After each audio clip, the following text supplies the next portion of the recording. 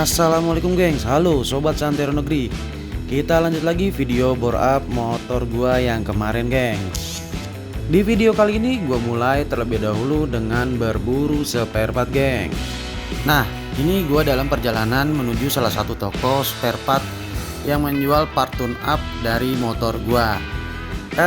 Kenapa gua lebih prefer untuk membeli spare part secara offline? Dikarenakan kalau kita beli spare part secara offline, kita bisa lihat fisik barangnya seperti apa. Jadi kita bisa menghindarkan apakah part itu benar-benar asli ataupun palsu. Walaupun gua nggak tahu sih yang asli sama palsu seperti apa ya. Setidaknya secara fisik kita bisa lihatlah mana barang yang bagus dan barang yang tidak bagus. Nah ini dia, gua coba beli Master Cam dari produknya BRT, yang mana di sini gua pilih speknya untuk spek tune up buat motor gua gengs, karena memang motor gua bore upan. Sambil nunggu mesin yang lagi dikerjain di bengkel, di sini gua sedikit koreksi beberapa part dari motor gua, terutama tangki yang mana catnya ngelupas. Nah mungkin ini karena kesalahan gue ya, karena tutup tangkinya pada saat itu gua amplas dulu, yang akhirnya menyebabkan bensin tumpah dan menyebabkan cat melotok. Ya udah, tanpa basa-basi kita garap aja, kita cat seadanya dengan cat Diton Premium sisa dari pengecatan motor gua kemarin gengs. Seperti biasa dimulai terlebih dahulu dengan mengamplas, lanjut lagi epoksi cat dasar hingga ke cat utamanya sampai dengan pernis gengs. Oke, thank you udah jadi. Ini spare part yang udah datang nih. Kita lihat, kita mulai dari mana dulu nih? Dari si BRT.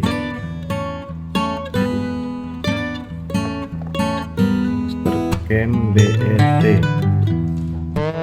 spesifikasinya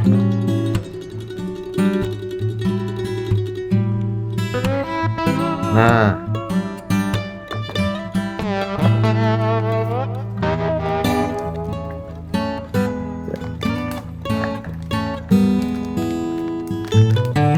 kemas racing, punya racing lah. Apa nih?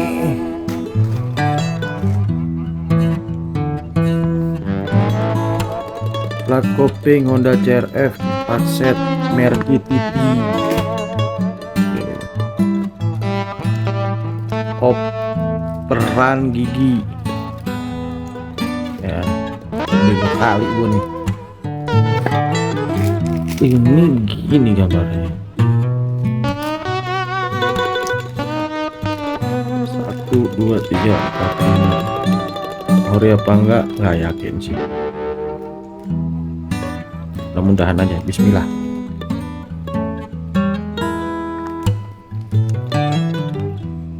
Screw tape adjusting. Oh, sama rocker armnya nih. Armnya juga.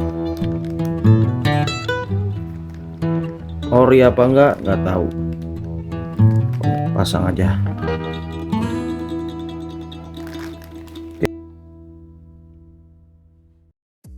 Oke, mesin akhirnya selesai juga. Saatnya kita reyan dan kita tes gengs. Halo gengs, akhirnya ini motor selesai juga. Setelah beberapa hari motor ini di upgrade pada engine-nya, yang mana sengaja gua upgrade mesin dari motor ini untuk persiapan mudik di tahun 2025. Karena di tahun ini gue pengen merasakan bagaimana vibes-nya mudik menggunakan sepeda motor gengs.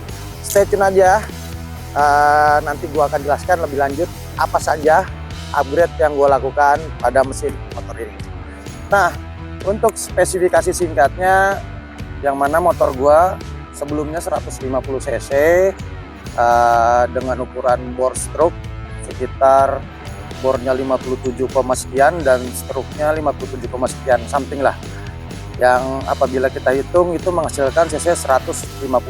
Nah di sini gue lakukan langkah bore up dengan mengganti blok mesinnya menggunakan Moto One dengan bor 63 mm yang menghasilkan kapasitas mesin menjadi 180 cc. Sebetulnya ketika kita merubah kapasitas mesin atau bor mesin, ukuran seher diperbesar, itu tidak semudah dan sesimpel itu. Banyak hal yang kita lakukan penyesuaian. Antara lain penyesuaiannya adalah di sini pada motor gua lakukan penyesuaian pada kop silindernya. Nah, untuk kop silindernya sendiri di sini akan gue jelaskan apa saja yang dirubah. Antara lain pertama, yang paling penting itu ubah dari si kop silindernya, di mana itu akan disesuaikan dengan lebar ukuran piston yang 63 mili, biar kompresinya itu sesuai dengan apa yang gue butuhkan. Nah, selain itu fitting klep atau dudukan klepnya itu di derajat ulang. Di sini gua pakai sistem triangle menurut mekanik gua. Jadi di situ ada 3 sudut ya, ada 3 sudut antara muka klep atau bibir klep yang bertemu dengan fitting klepnya. Nah, tujuannya untuk apa? Gua sendiri kurang paham, tapi yang jelas di sini ada efek atau impact yang baik buat mesin dengan alasan tertentu dari sang mekanik. Oke, nah untuk isi silindernya sendiri, untuk isi kop silindernya sendiri itu noken as tentunya gue ganti.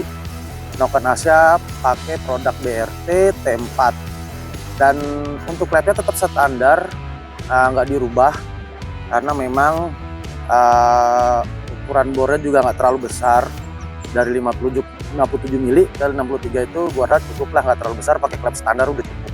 Nah, di sini selain penggantian part di kop silinder, juga dilakukan porting dan polis pada lubang buang dan lubang masuknya. Jadi biar flow dari hasil pembakar dan isapan bensin itu lebih lancar. Jadi performanya benar-benar keluar, jadi bisa memaksimalkan potensi yang ada pada mesin. Tidak sederhana itu ketika kita bore up, pasang kop silinder, pasang blok silinder dengan ukuran bor besar, langsung ceplokin lagi kop silinder standar, yang ada motor getar kalau kita tidak melakukan berbagai macam penyesuaian. Nggak cukup sampai di situ, bukan cuman internal mesin aja yang kita lakukan penyesuaian. Di sini gue lakukan perubahan terhadap pengkabutan bahan bakar alias si karburatornya, yang mana kalau kita tahu karburator dari New Mega Pro bawaannya itu dia karburator dengan sistem vakum. Di sini gue menggunakan karburator model Scape. Di sini model Scape-nya gue pakai karburator motor 2 tak, karbu sejuta umat, yaitu PE28. Cuman yang gue pakai di sini PE28 yang sudah di reamer menjadi 30 mili. Nah, untuk karbunya sendiri gua nggak pakai karburator original dari si PE-nya, Keihin PE, yang mana kita tahu Keihin PE itu bawaannya NSR SP 150. Tapi di sini gue pakai produk lokal pride, yaitu KRJ, Karbu Racing Jogja. Bagaimana performanya ya selama ini dan beberapa kali gue lakukan setting dengan karburator ini oke-oke aja ya, cukup menurut gue. Settingnya juga nggak terlalu sulit, mudah. Memang karburator PE ini terkenal dengan kemudahan kita untuk men-setting dan karburator yang bisa bisa dipakai di berbagai macam motor. Jadi oke lah. Nah, kenapa harus dirubah? Yang pertama, karburator vakum yang gua miliki itu udah mulai soak ya, karena mengingat usia motornya tahun 2010 sampai sekarang tahun 2015 dan 15 tahun. Nah, itu udah cukup panjang. Biasanya karet-karetnya sudah bermasalah. Jadi udah sulit buat nyala kalau di awal, dan juga berpengaruh terhadap performa mesinnya. Apalagi sudah kita lakukan tune up, upgrade, ya karburator gua rasa wajib kita ganti. Kurang lebihnya seperti itu. Ada-ada aja. Lagi ngerekam, handphonenya jatuh, jadi receiver dari mic gua rusak tuh, nggak bisa nyambung. Ya udah, di sini gua pakai yang ada aja deh. Kita lanjut. Eh, Selain yang tadi gue jelasin semua, terakhir tentunya untuk agar performa motor ini lebih keluar, sini gue lakukan penggantian pada knalpot murah-murah aja, karena nantinya gue mau pakai knalpot yang lebih silent lah ya. Di sini karena apa ya, karena gue ngirit juga pakai yang seadanya aja. Di sini model Silencer Scorpio, tapi ini bukan ori ya, jadi Scorpio bobok, jadi modelnya seperti Silencer Scorpio bobokan. Nah, di sini gue beli, gue order murah, harganya berapa? Nggak lebih dari 150.000 lah. Langsung gue bikin leheran knalpot dari stainless. Nah, suaranya itu lumayan menurut gue, lumayan menggelegar lah ya. Nanti kita cek aja suaranya seperti apa, kita cek sound. Betulnya gue nggak suka suara motor terlalu terlalu keras. Sukanya yang adem-adem aja. Maka daripada itu nanti gue coba cari silencer standar racing untuk motor cc 250 cc up lah, yang lebih silent. Jadi di samping suaranya juga lebih adem, performanya tetap bisa keluar. Walaupun gue rasa memang nggak bakal lah keluar performanya tuh semaksimal menggunakan knalpot yang free flow. Tapi nggak apa-apa, karena memang gua nggak butuh top speed tinggi atau power di putaran terlalu tinggi.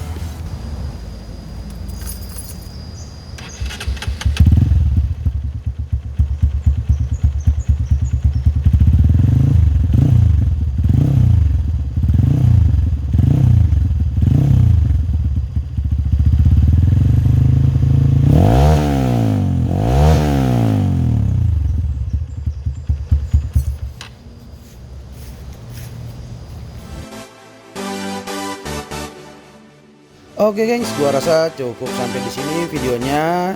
Sampai jumpa di video-video gua selanjutnya. Jangan lupa like, komen, dan subscribe. Juga nyalakan lonceng notifikasinya. Untuk tes ride-nya kita lanjut aja di jalur geng. See you.